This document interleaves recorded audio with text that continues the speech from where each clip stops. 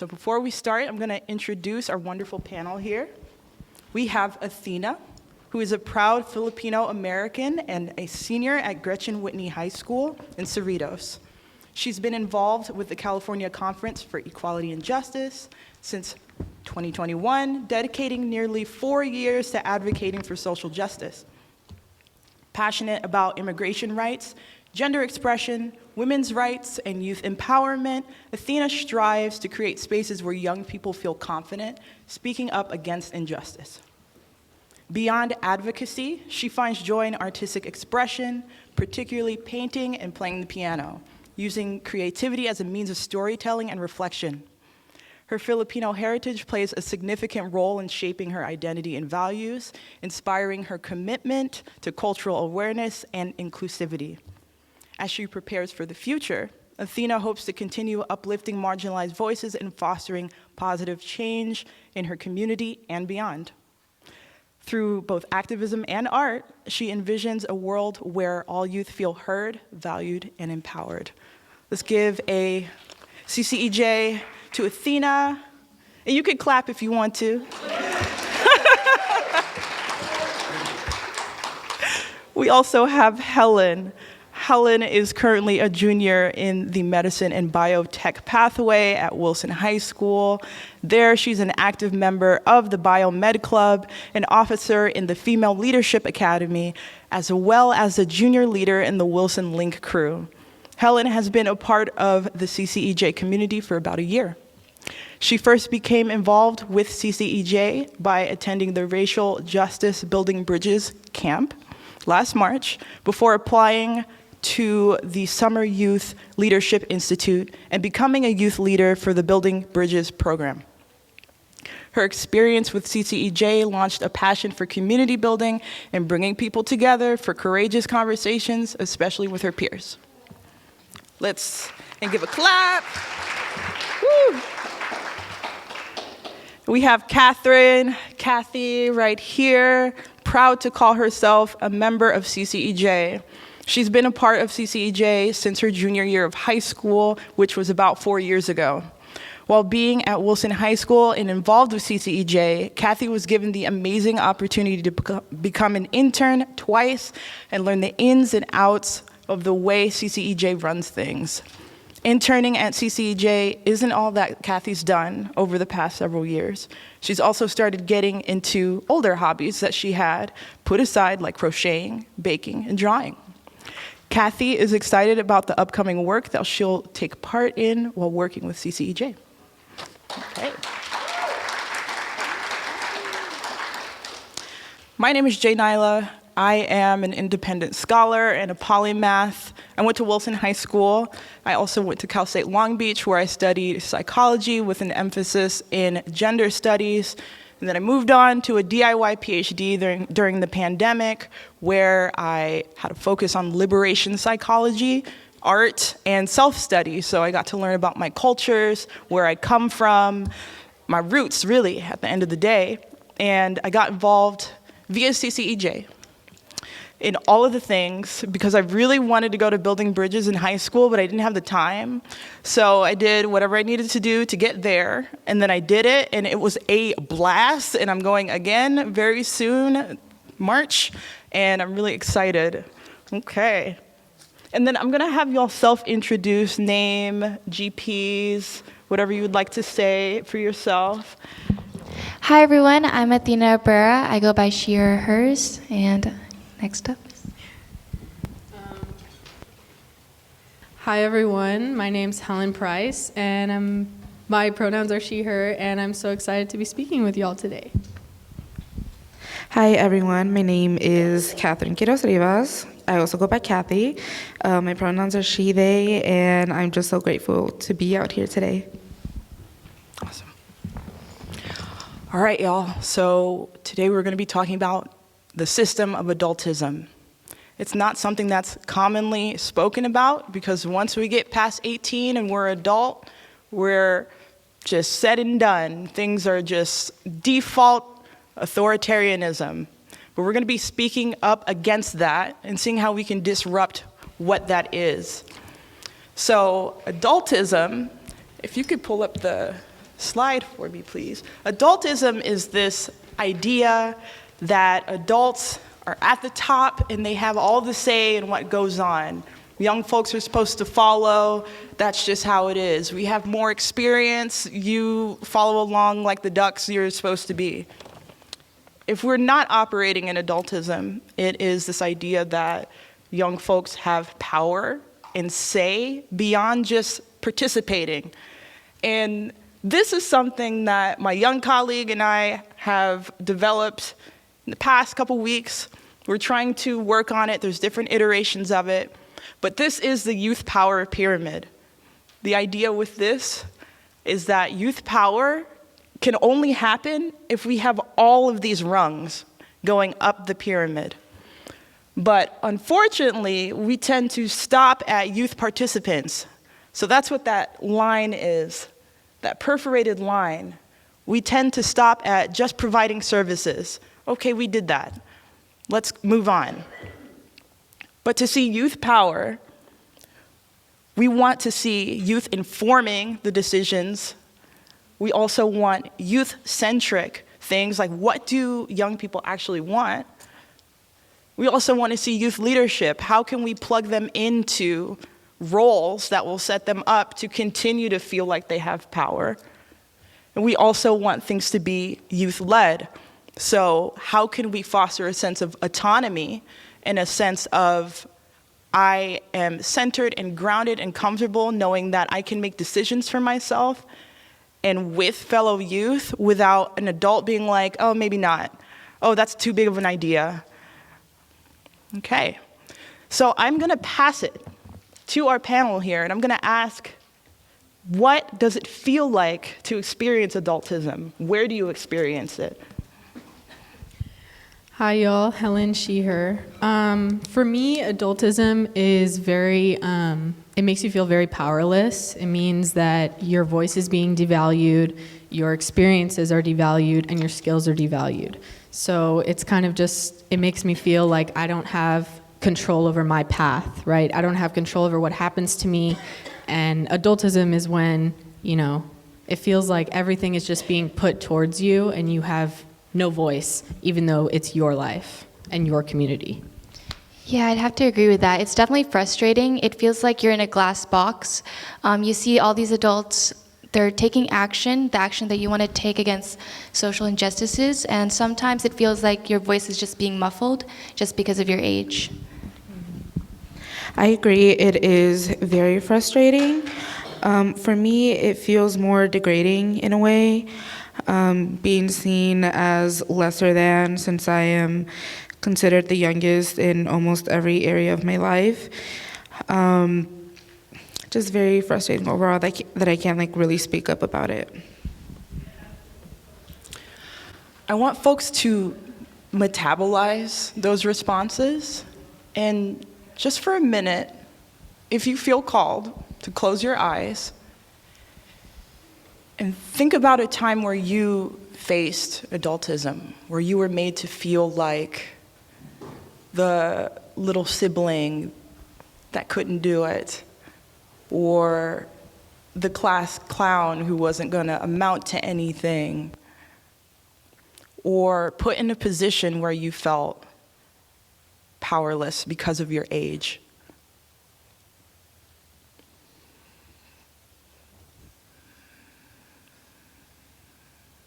What do you feel in your body?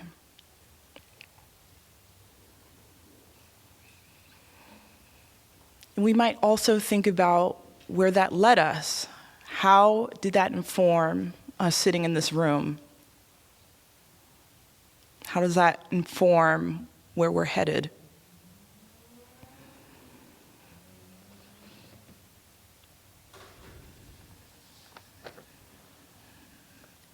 Okay. So I will invite y'all to open your eyes if you did close them.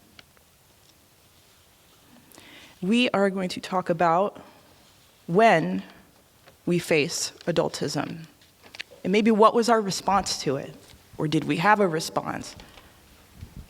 I could start. I would say the most recent time that I faced adultism is in my workplace. I currently work as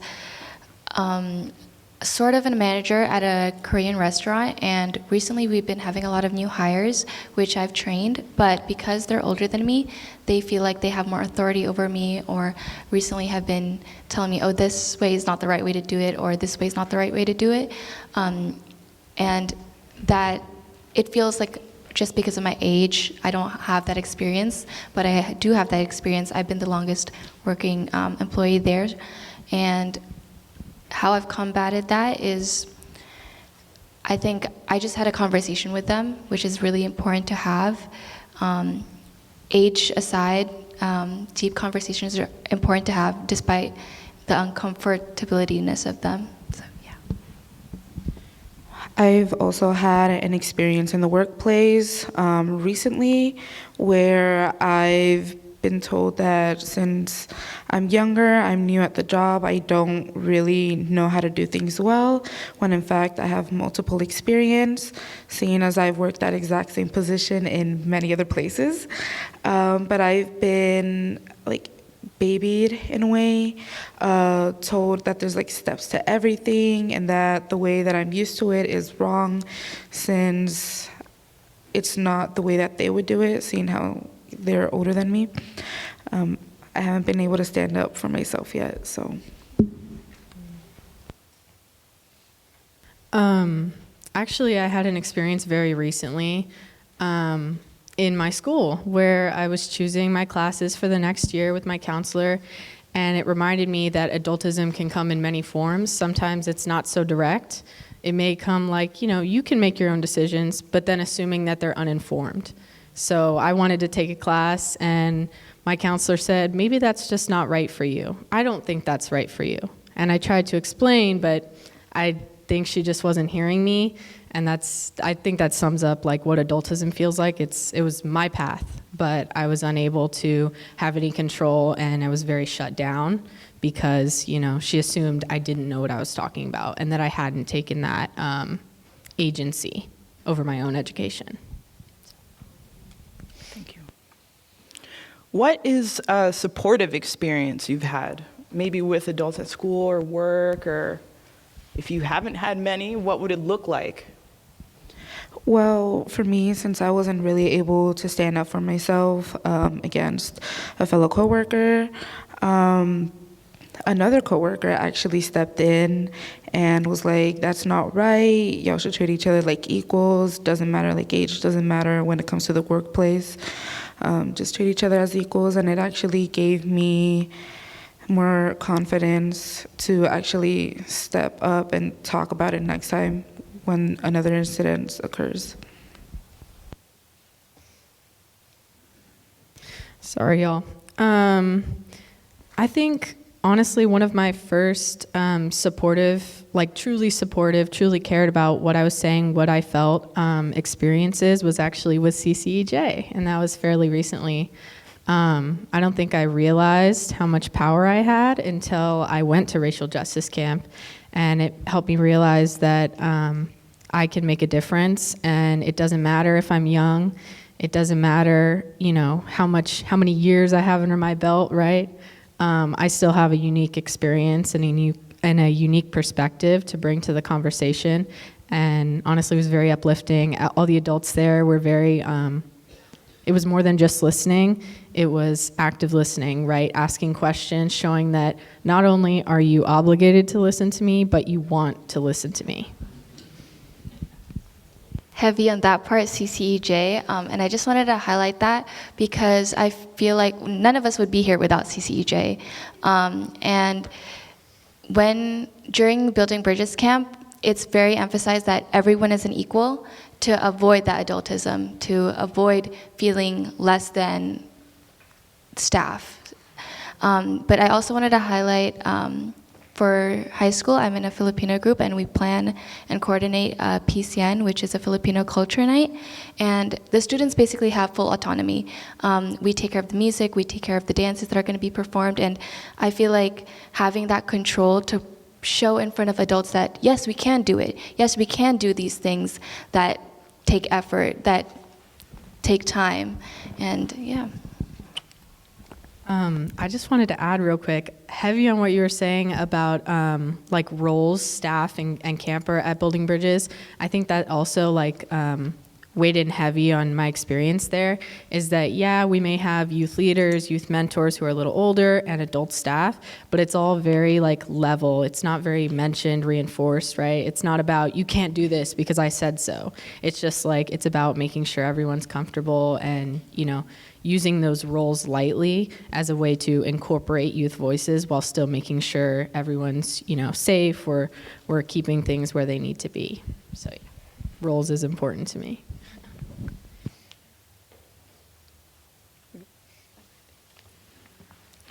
I also wanted to add, I'm thinking about experiences that I had in high school that led me to this point. I've had a couple teachers who enthusiastically noticed, like you were saying, not just were obligated to watch us in sort of that surveillance sense. Enthusiastically noticed that, I was a little bit different from some of the other kids and just wanted to make sure that I was okay. I had a class where I was consistently falling asleep in, and while some people would send me to detention, I had a teacher who was like, hey, do you want a pillow? And that just changed my whole orientation to school. I'm like, okay, I do have teachers who care about whatever I might be experiencing. They might not know. They might not have the time, and might not be their job to prod and figure out why I'm falling asleep, but they are going to provide some aspect of care.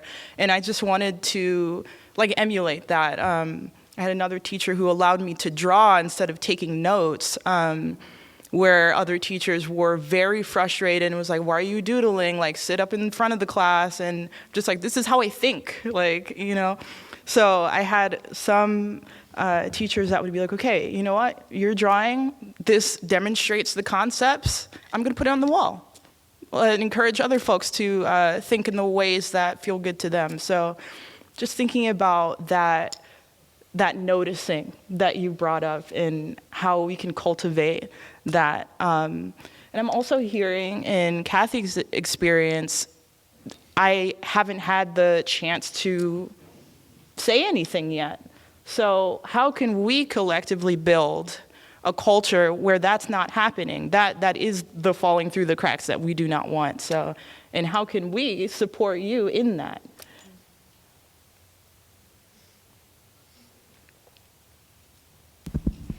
I would say just treat everybody as an equal, mostly. Don't look down upon others just because of their age or life experiences. Also, I think kind of like what you're saying, I had the idea of, I think microaggressions exist beyond race. They can exist with ageism as well. And it's kind of those little comments like, oh, well, you didn't know about this, but really you did. And that sort of just reinforces that environment where we aren't comfortable maybe to step into those roles or step up for ourselves. So yeah, really the little comments matter more than you think so. The things muttered under your breath, the body language, it all contributes to making a more comfortable environment for youth, especially in leadership. Yeah, in the cases that we do experience those microaggressions, I think it's important as youth, as a collective, that we speak out for each other and call out what's happening, even if it's uncomfortable, because let's be honest, if we don't start it, then nobody else will, so. Mm-hmm.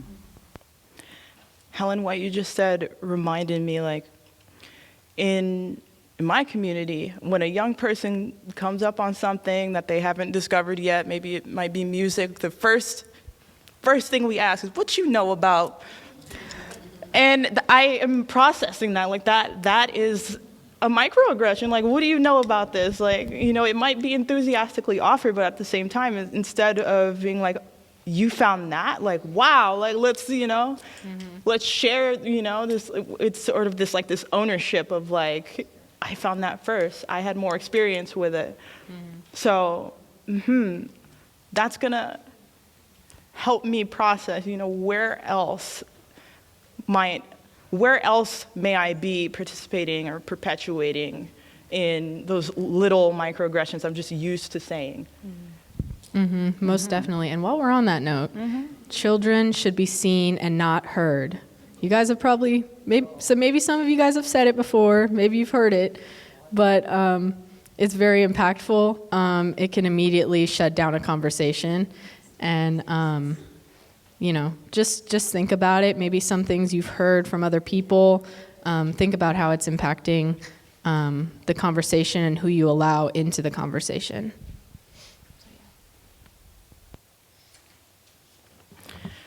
That also makes me think of the ways in which adultism intersects with everything else. All of these systems are interconnected. So as an exercise, can we think about all of the ways that might cross with race, cross with age, gender, all of the ways, class, seen and not heard. That is not what we're trying to do here at CCEJ, no. Okay. So how do y'all suggest that youth can interrupt adultism? Is that possible? Is that something y'all are comfortable with? I would say, wait, sorry, can you repeat the question? Yeah, how can you interrupt adultism? How can youth interrupt adultism? What can that look like?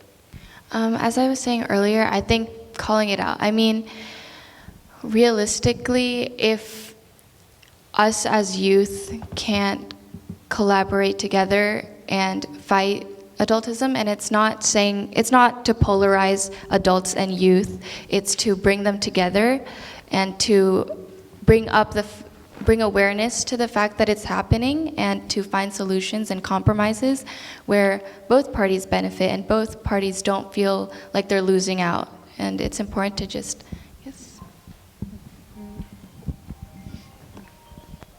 I would say just speak up is what I would say. Find the courage to actually tell someone that they're being a little aggressive with their words. Find not an adult figure, but like somebody that you trust to help you if you can't speak up for yourself. Most definitely. I think speaking up is a big part of it, but also I think being able as youth to identify when opportunities to take space are awarded, to take them. It's okay, maybe if you're not so confident in what you're trying to say, like your ideas, we still want to hear it, right? I think it relates a lot to the CCEJ community guideline, make space, take space. I think now more than ever is the time where youth need to take more space. It's okay to, you may feel like that sense of imposter syndrome, right? I don't know what I'm doing here. These adults don't know what I'm trying to say. They don't understand me. They don't want to understand me. But you have to take that first step. And even though it may be uncomfortable, take that first step to, say what you're trying to say. Because once you're in that space, you're in it. There's no ignoring you. And once you're in the space, there's more opportunity to, hear youth voices. And it's more dynamic that way. Thank you. There was a resource that I saw recently on Instagram, just scrolling, from someone who called themselves a youth doula, and I had never seen that before. So they had an offering to participate in a group discussion and a processing container about having and developing this sort of sense of like, oh, I hate children. I don't want to be around children. I see that a lot in people, and I see that a lot in folks who didn't get to be children. And I hope that we can hold on in our center that we are still children. We all have inner children, and those children might be hurt from these systems. So how can adults continue to disrupt adultism on the daily so we're not creating more hurt children? So that will be our next question. What are your words of wisdom to adults? What can adults do to interrupt adultism with other adults? I know y'all have never been adults before, and I'm very freshly an adult, but I believe in the power of imagination. What do you imagine you could do to maintain your sense of power with your inner child? What can adults do to disrupt adultism? Well, as a very freshly adult myself, I would just say, and I know I keep on saying this, but just treat everybody as equals is basically my life motto. You may be used to telling people younger than you, like, you don't know how to do this because you don't have any experience with it, or you're too young to know how to do this, this, and that. I would just like to say that that may not be the case.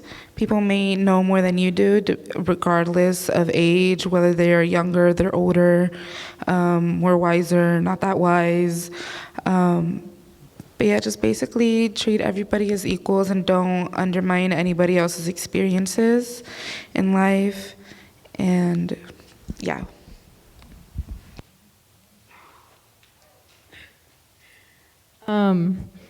I definitely agree. I think that comes with the whole experience bit, that remembering that your childhood may not be the same as everyone else's, right? The experiences you had are more than likely different than any youth you're talking to, right? So remembering that, and remembering that maturity is not a straight line, right? People are mature, youth are mature.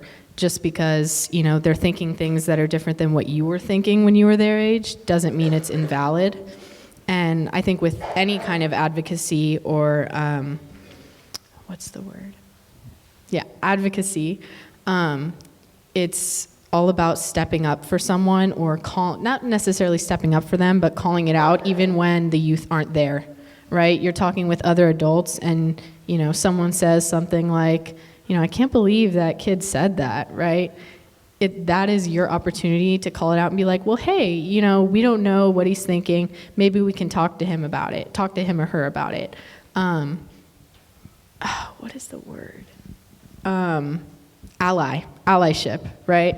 Heavy on allyship. It's about, those microaggressions, calling them out. And that doesn't mean like, oh my God, you shouldn't say that. It means, hey, maybe opening up the conversation to the youth, bringing them in so that people can get more used to hearing youth voices, and maybe, it can help them realize maybe we shouldn't say that, maybe whatever. So, yeah. I completely agree with you, and I feel like a way that adults can combat adultism is how y'all are doing right now, active listening. You're listening to youth on a panel talk about ageism and adultism, and that's already one step closer to dismantling the preconceived notion that youth can't do anything.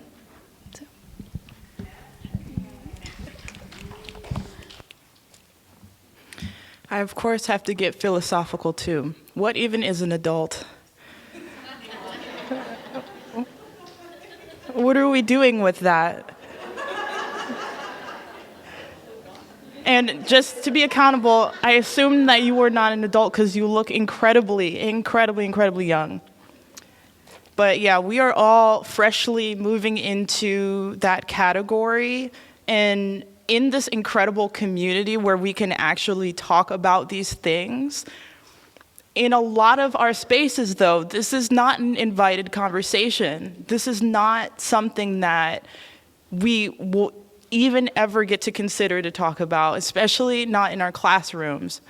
So as we return to our communities, when we go home amongst our peoples, how can we make sure that this becomes a part of our conversations? Maybe we're really used to talking about racism and what I'm saying, genderism now, because cis heteronormativity is too hard to say. When we're talking about these systems, how can we incorporate this? We know they're all connected. How can we keep plugging into this and asking our smaller self, how would you deal with this? Turning off our adult intellectualism, how would little me go about this? And if you can't access that, why? Where are they? How can you do that? And what would a space look like where all of the versions of ourselves are invited? Thank you. Okay, I want to know if we can open it up for some questions. Can we do that? Hi, thank you, friends. I really appreciate you taking the time to come out and share and talk with us. I was curious to know, what do you think youth are looking for in organizations that want to begin developing relationships with youth in their own communities? I want to say, like, it's not a focus group, but it's like, I know it sounds like bringing youth into discussion can be like a concept, but really do it. I think with CCEJ, they do a great job of that. I recently participated in a focus group about their rebranding, their new name possibly, and I found it very welcoming, and I think it really solidified the feeling that I have attached with CCEJ, that, you know, they actually want to hear me, right? They designed a specific event just to hear what I want to say. So I think it comes with slowly. You can, with your organization, you can reach out to youth you may know. It doesn't have to be like all at once, like, oh my God, everybody come at this one time, at this one day. It means, you know, small conversations to start about just, hey, like, you know, we were thinking about this, what do you think about it? Right? It doesn't have to be like a big event like this. You can work your way up, but the small conversations matter like just as much as, you know, like the focus group was only like 4 people, but I still found it very meaningful, and I think it was transformative for my experience there as youth. I was curious if there are particular issues that each of you care about that you wish adults would let youth take the lead on more.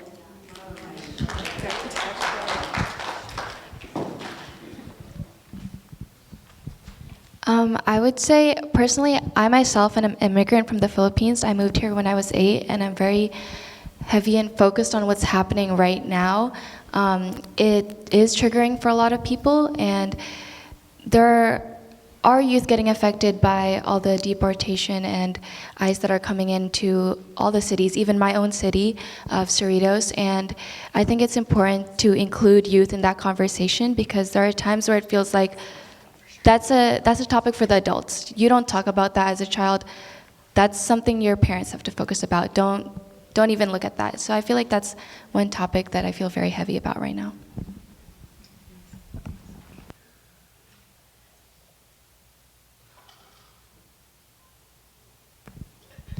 I want to add on to that, most definitely. I've seen some of that integration of youth in my school, and I found it very like transformative. I had the opportunity to be in the room, you know. I went there with my friend to support her, and I found it to be like, you know, finally these children were being heard, right? And like assuming that they weren't being affected by it, maybe if they were citizens, their parents maybe weren't, right? So acknowledging that although the experience is different, it's still like just as meaningful. And I think that can be applied to race even. And once again, not to plug CCEJ so much, but I think Building Bridges Camp is a big opportunity for that. It's centered in youth voices, and I think race is something that we have to talk about early, because, you know, it stops all those harmful things from being developed in our minds, right? So the more that we talk about it surrounding race, I'm so glad I had the opportunity to talk about it. I was involved in some things before this, but really last year was like my first, like, I want to say like awakening with it, right? It's not something you talk about every day, but I think being able to learn that now has helped me so much in even just a year. And I think it's really important for youth, especially because it's a huge part of their identity. I would like to add on to the whole, like the deportation issue and stuff. What I've noticed is that a bunch of adults aren't that concerned with it at the moment. I've been seeing a lot on social media that it's mostly the children of immigrant parents or children that have friends who may have immigrant parents that are more worried about the whole deportation issues and stuff, taking more precautions and everything, while the adults are just waiting to see if anything will actually happen instead of taking those steps, taking precaution in case anything will happen. So like they were saying, just involve children in it a bit more just to see their point of view of everything and see if there's anything that we as younger people can actually do to help. I am a parent. My children are small.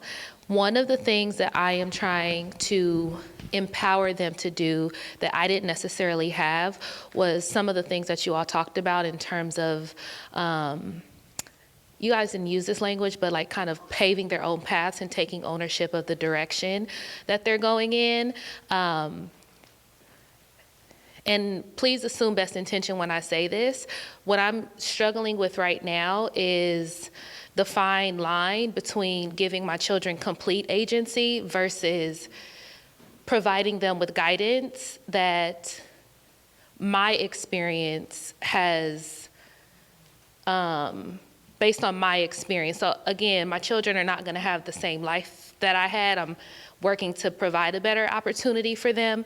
And I hear what you all are saying. I think for me, I'm challenging myself and asking this question. What do you all think is that fine line between allowing my children to have agency over whatever course or direction they want to, and also considering my responsibility as their parent to help guide them through life? Does my question make sense? No, it totally makes sense. And I don't relate to your struggle because I'm not a parent myself, but like with my relationship with my parents, they tell me the things that I need to do, what I need to accomplish, and based on my abilities to do them and my communication with them, like, I'm sorry I can't do this, or I did try my best, and them, rather than getting mad saying, why couldn't you do that, or you need to keep trying, there's that understanding, like, maybe we could find an alternative. And I think that would strengthen one's relationship with their parent without with the responsibilities of a parent still being there. For me personally, as the eldest daughter of a Mexican household, I'm basically another parent for my siblings.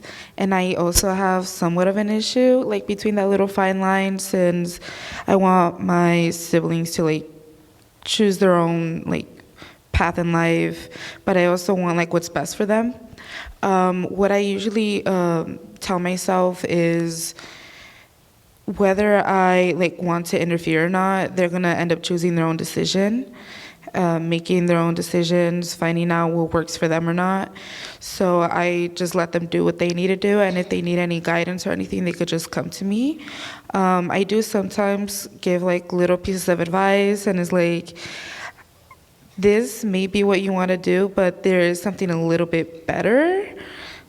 But obviously they don't take it that way. They're just like, why are you trying to, like, tell me what to do and stuff like that?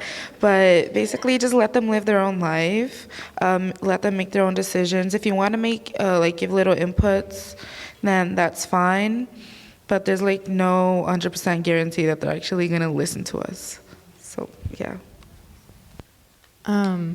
I just wanted to add one more thing about that.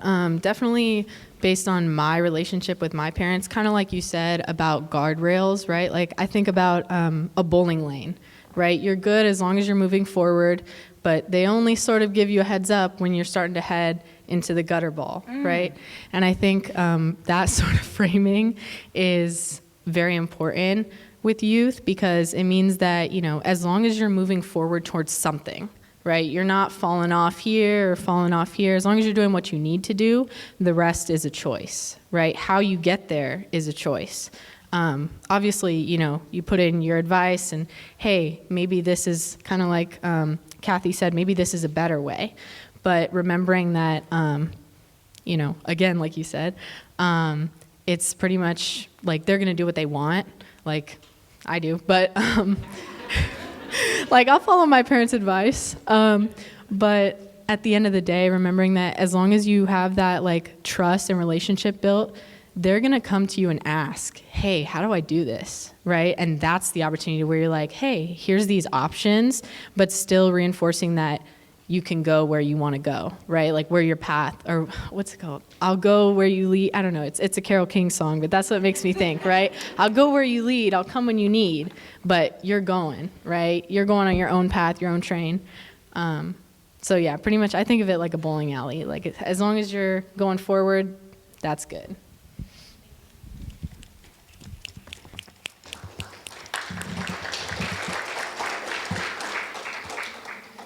So much wisdom. I have so much to take home and to process and to, okay. We are going to wrap this up. This has been incredible. I'm going to pass it to Athena to lead us in a chant. Oh, okay. I got you. Okay, we should get. Do we get up? Okay, let's do it. We're getting up. When I say equity, you say necessary. Equity. Necessary. Equity. Necessary. When I say justice, you say necessary. Justice. Necessary. Justice. Necessary. Thank you, everyone.